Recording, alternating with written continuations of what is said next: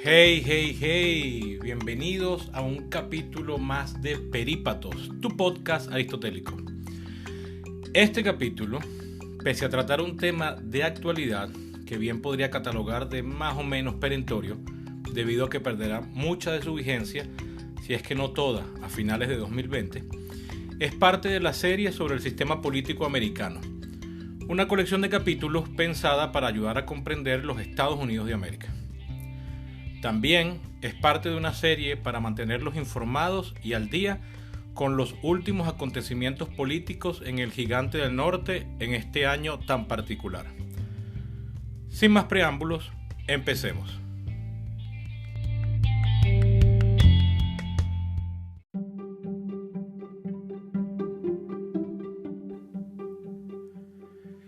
El día en que publico este capítulo, lunes 3 de agosto de 2020, estamos a 3 meses exactos del Election Date, que en esta oportunidad será el martes 3 de noviembre. Election Day es, y cito, el primer martes después del primer lunes de noviembre. Fin de la cita. Un día cada 2 años en que, de acuerdo con la Constitución, los votantes americanos votan por los cargos federales que deben ser renovados. En esa oportunidad, a saber, la totalidad de la Cámara de Representantes, 33 o 34 senadores de los 100 que son en total, ya que solo se los renueva por tercio cada 6 años, y cada 4 años el presidente de los Estados Unidos. Adicionalmente, hay un montón de elecciones estadales, condadales, municipales y distritales que hacen del americano el gobierno representativo más radical y complejo del mundo. Pero ese es tema para otro capítulo de Perípatos. Entremos de una en lo que todos quieren oír. ¿Quién ganará la presidencia? La respuesta correcta es que todavía es muy temprano para estar seguros, porque, en política, 3 meses es una eternidad en la que muchas cosas con el potencial de cambiar el voluble y temperamental parecer de los votantes pueden pasar, o al menos cambiar el parecer de un porcentaje considerable de ellos, esos que aún no se han decidido. De tal forma, me atendré al lenguaje científico apropiado para decir más bien quién es, al día de hoy, la persona que, de acuerdo con las encuestas, debería ganar. Esa persona es el presunto candidato demócrata, el vicepresidente Joseph Robinette Biden Jr., mejor conocido como Joe Biden. Por cierto, no fue sino hasta la investigación para preparar este guión que descubro cuál es el nombre completo del señor, y eso que he leído y oído sobre él desde el ciclo electoral 2007-2008. Una aclaratoria que académicamente no tendría por qué hacer, pero que nunca está de más, sobre todo en esta era de redes sociales siempre dispuestas a linchar primero y preguntar después, si es que preguntan. Cuando digo que Biden va de primero en las encuestas, de forma sostenida desde hace meses y por bastante, me estoy limitando a transmitir una simple información estadística que es de conocimiento público y que está al alcance de todos, sin querer expresar con ello una preferencia personal. Como dije en el primer capítulo de esta temporada, publicado el sábado 1 de agosto y que los invito a escuchar, el proyecto Perípatos busca divulgar epistem en vez de doxa. Y aunque uno no está libre de sesgos y prejuicios, la idea es ser lo más objetivos posibles y créame que lo estoy siendo. Hashtag The Struggle is Real.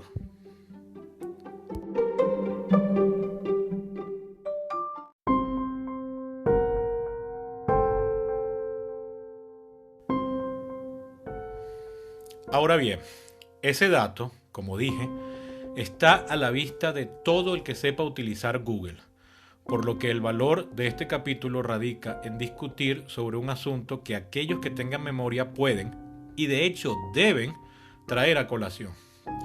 ¿Qué tan confiables son las encuestas? Alguien podría decir, total, ya en 2016, hasta la noche misma de la elección, todo el mundo decía que iba a ganar Hillary Clinton y no fue así.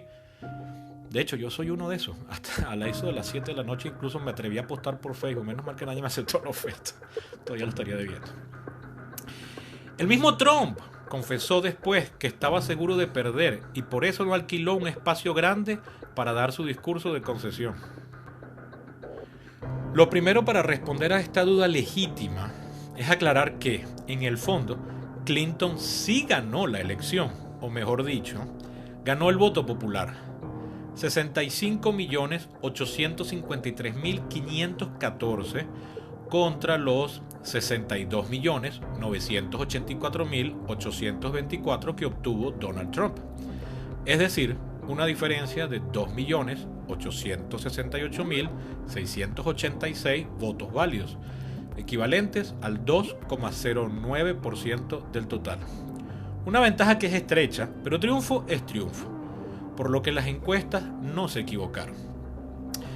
El problema radica en que, como muchos deben saber, en los Estados Unidos no son directamente los ciudadanos los que eligen al presidente, sino los estados, las subunidades político-territoriales de primer nivel que conforman la Unión, votando a través de una institución atávica que data del siglo XVIII llamada Electoral College o Colegio Electoral, constituido por 538 electors o electores, ganando la presidencia quien obtenga la mayoría, es decir, al menos 270 votos electorales. Hillary Clinton, ganó el voto de la mayoría de los ciudadanos, pero no de la mayoría de los electores, que son los que últimamente eligen al jefe del Ejecutivo Federal, algo que ha pasado ya en 5 ocasiones: 1824, 1876, 1888, 2000 y 2016.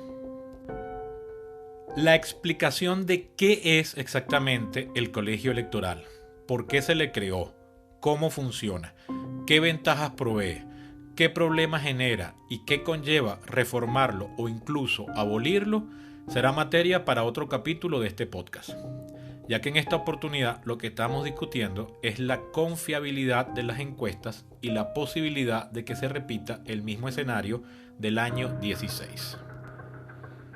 De todas las hipótesis planteadas para explicar por qué se equivocaron las encuestas, la que pude ver esgrimida mayor número de veces y repetida acríticamente hasta la saciedad, sobre todo durante la primera semana y por medios o analistas no especializados, fue la del llamado voto oculto, según la cual muchas personas encuestadas ocultaron su preferencia por temor a ser juzgados, mal vistos o casi que, regañados por el encuestador de turno, debido a lo políticamente incorrecta que era ya entonces la opción Trump, un candidato que efectivamente violaba abiertamente todas las tradicionales normas del decoro y debido proceder político americano, según las cuales el candidato, y de hecho ningún político o funcionario público, debe caer en provocaciones ni ponerse a pelear con sus contrincantes, críticos o detractores. Para eso está la base. Esta hipótesis, algo pueril, no se sostiene porque, para empezar, y como ya vimos, efectivamente las encuestas sí acertaron, pero además es errónea porque obvia el hecho de que la casi totalidad de las encuestas son realizadas por robot calls, llamadas robóticas o automáticas que no preguntan ni registran el nombre del encuestado y son completamente anónimas. Muy pocas encuestas son realizadas por teleencuestadores humanos y estos están supervisados para que no cometan ninguna imprudencia ni falta profesional. Sin descartar nada, el problema de 2016 giró más en torno a dos fenómenos. Uno, de naturaleza logística, que plaga desde hace tiempo el arte y ciencia de los estudios de opinión, del que hablaré en otra oportunidad. Y otro, mucho más humano, que consistió en un grave e imperdonable error de hubris, arrogancia o al menos sobreconfianza por parte del comando de campaña de Hillary Clinton. El no haberse tomado la molestia de contratar encuestas para medir la opinión de los votantes en los estados del llamado Blue Wall, el muro azul. Haberlo hecho les habría permitido descubrir a tiempo las grietas que estaban debilitando dicho muro. Este llamado muro azul es la forma con que muchos analistas de principios de este siglo comenzaron a llamar al conjunto de 19 estados que en todas y cada una de las elecciones presidenciales desde 1992 fueron ganadas por el candidato demócrata sin excepción. Si bien son menos de la mitad de los 50 estados, pasa que muchos se cuentan entre los más poblados, como California, New York e Illinois, gracias a contener muchas de las ciudades más grandes, pujantes y diversificadas del país. Urbes cuyos habitantes suscriben una particular forma de liberalismo que desde los años 30, pero sobre todo desde los 60, del siglo XX obviamente, ha sido la doctrina que informalmente suscribe el Partido Demócrata. En Chicago, por ejemplo, no han elegido a un republicano como alcalde desde 1927. Long story short, el comando de Hillary inexplicablemente supuso en 2016 que esos 19 estados seguían siendo tan sólidamente demócratas como lo habían sido en las 6 elecciones anteriores, y solo se dedicaron a hacer campaña en los llamados swing states o estados péndulos, estados que por particularidades de su población y orden social interno son impredecibles, ya sea porque de una elección a otra las preferencias de sus votantes cambian radicalmente, o porque los dos partidos están en tal igualdad de fuerzas que la diferencia entre ambos suelen ser mínimas, por lo que cualquier cosa puede marcar la diferencia.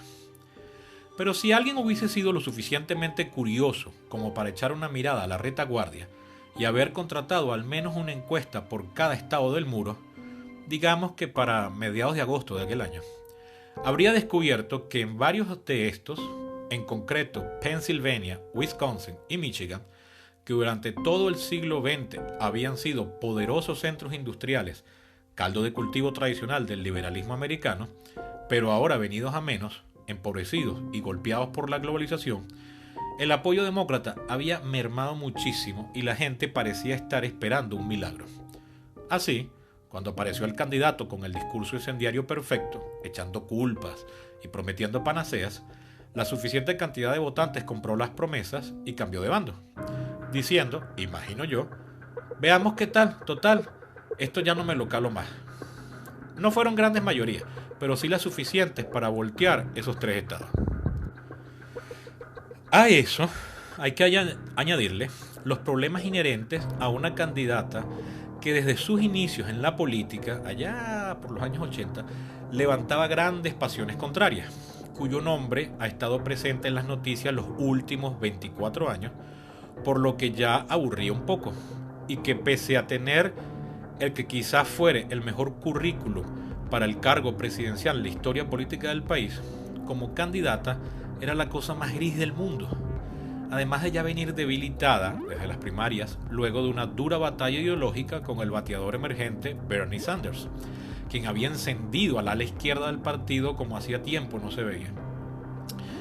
A eso debemos agregarle la esperable curiosidad o hasta morbo que producía ese otro candidato, tan distinto a lo que habían tenido siempre, pero que prometía maravillas y que había logrado el increíble milagro de alzarse con la candidatura republicana contra todo pronóstico y contra la opinión adversa incluso de los mismos líderes y operarios de dicho partido. Así pues, la mesa estaba servida para una sorpresa. Y fíjense que no he metido en esto la supuesta conspiración rusa que, hasta donde se ha podido saber, consistió en crear matrices de opinión desfavorables para con Clinton, acusándola de lo indecible, desde violar la ley por haber utilizado una cuenta de correo no confidencial, hasta estar implicada en una red de pederastía y trata de blancas internacional manejada desde una pizzería en la capital del país, es decir, en Washington. Y con todo y eso, Clinton ganó a nivel nacional, al tiempo que perdía por estrechísimos márgenes estados claves del Blue Wall, que ya mencioné, en los que se confió porque Obama los había ganado cómodamente en 2 oportunidades. De hecho, él seguía y sigue siendo popular ahí. Y ella o su comando creyeron que la transferencia de votos sería acríticamente automática.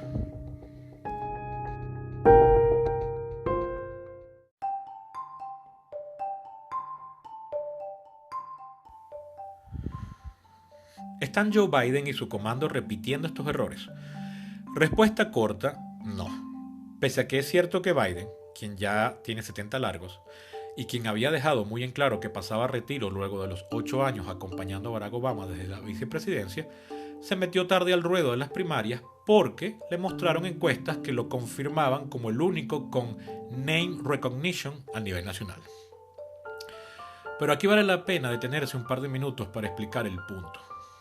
Es normal que cuando un político en funciones parece ser impopular, no tiene que serlo realmente, basta con parecerlo, muchos del bando contrario, desde los experimentados hasta los novatos, crean que cualquiera podría derrotar al impopular jefe de gobierno y que sin importar el nombre que aparezca en el tarjetón electoral, la gente los votará con tal de salir del otro al que ya no soportan. Eso lo hemos visto aquí en Venezuela y se ha podido ver en prácticamente cualquier país del mundo a todo lo largo de la historia. Incluso cuando las elecciones no han estado instituidas como la vía para solucionar diferencias políticas, es decir, prácticamente la historia humana completa, muchos han creído que con solo aparecerse en la calle y llamar a la insurrección, las masas descontentas los seguirán y los tiranos impopulares, ya sin nadie que los apoye, perderán como por forfait. Por ello, en el Partido Demócrata surgieron todo tipo de candidatos, incluso gente que nunca nadie había oído nombrar o que jamás hubieran pensado que tendrían interés por la política. Gente que aparentemente se dijo, es el momento, llegó mi hora, llegando a ser 23 los candidatos, algo que jamás se había visto y que despertó en los líderes del partido el fantasma de las primarias republicanas de 2016, cuando precisamente Trump había triunfado sin ser ni obtener nunca la mayoría, solo por haber competido contra otros 15 candidatos que dividían el voto. También de muy diferente origen y condición. Viéndose en ese espejo y recordando las profundas heridas ideológicas que había dejado la confrontación Clinton-Sanders de aquel mismo año 16, muchos del establishment demócrata y grupos allegados encargaron estudios y descubrieron que la única figura que unía a casi todas las partes y que para mayor bendición se la conocía como moderada y enemiga de los excesos, pero más importante aún, que era reconocida por la población general y el votante medio, poco informado, gracias a sus 8 años en la segunda posición del gobierno anterior, era Biden. Y de todos, era el único que desde el inicio, tan temprano como enero de 2019, daban las encuestas que le ganaba a Trump bajo casi cualquier circunstancia. Pese a ello, pese a esa ventaja, su comando no se ha dormido en los laureles ni se han confiado y aunque con altibajos siempre ha punteado, han estado dedicados a reconstruir el muro azul, mientras incursionan en nuevos estados como Texas y Arizona, algo insólito en la historia electoral reciente de los Estados Unidos, reciente de la Segunda Guerra Mundial por acá. Hasta ahora, la campaña no ha escatimado esfuerzos y es tal el temor demócrata a otros 4 años de administración Trump que en lo que Biden ganó sus primeros votos en las primarias durante el Super Tuesday en febrero-marzo, los demás candidatos se retiraron en masa, dejando solo al septuagenario veterano. Es decir, que ahora sí podemos decir que ganó por forfait. Técnicamente no es el candidato oficial hasta que no se reúna la convención, le ofrezcan la candidatura y él la acepte. Pero esos son formalismos. Biden ya es desde marzo el candidato demócrata.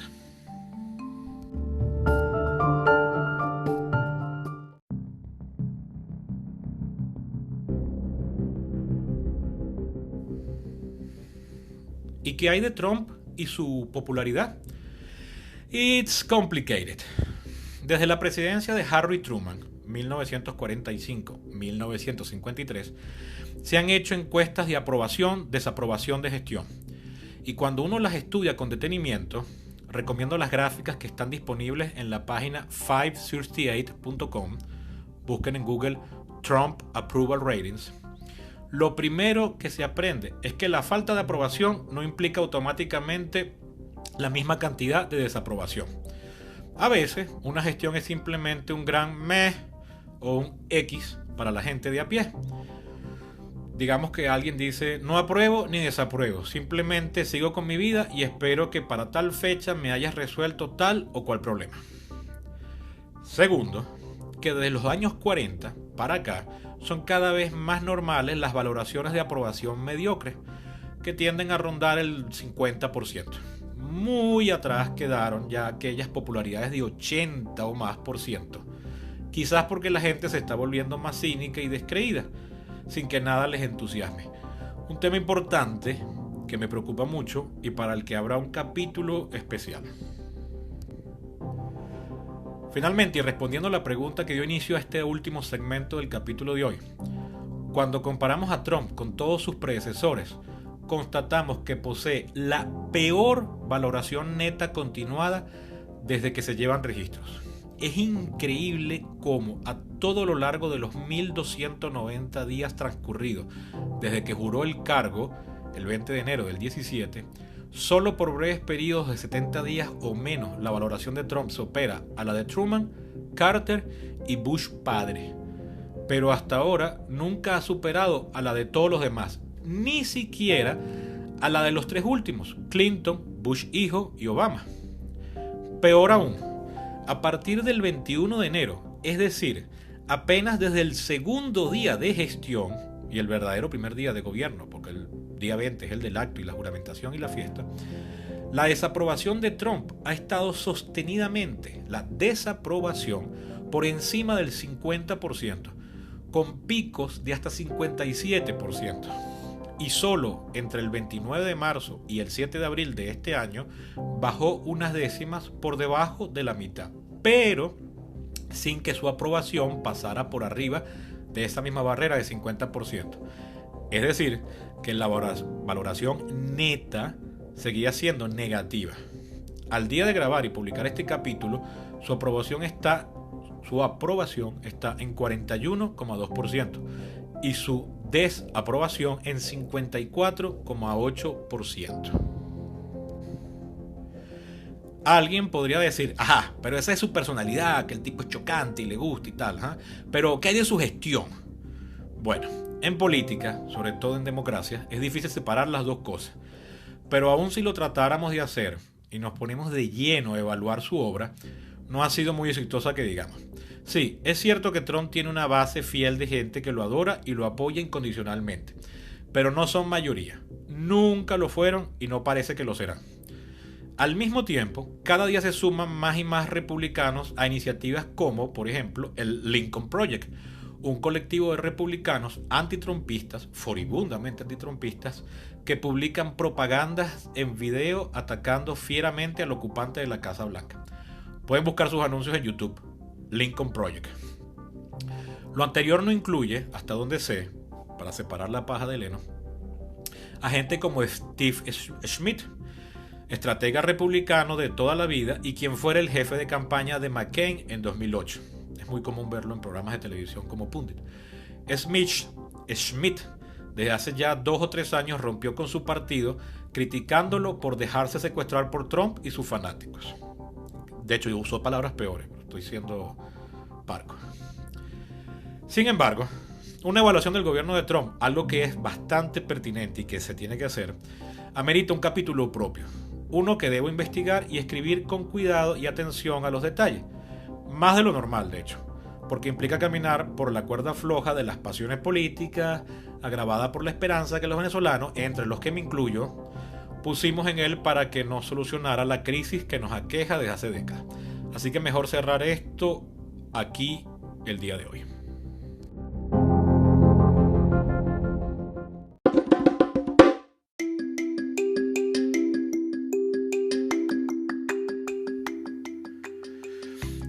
Hasta aquí el primer capítulo de la serie sobre las elecciones americanas.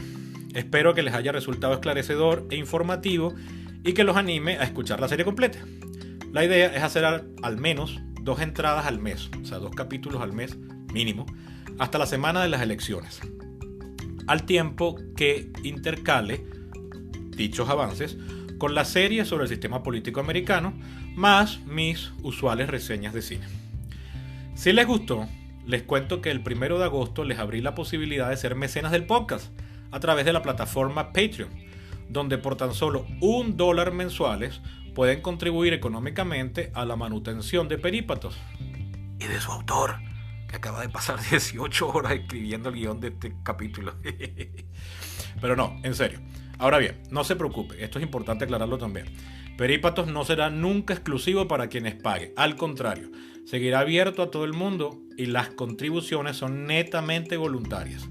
En el primer capítulo de esta temporada, el que publiqué el 1 de agosto, elaboro más sobre la estrategia que decidí implementar, por lo que los invito a que lo oigan y sugieran alternativas. Eso ha sido todo por hoy. Hasta la próxima.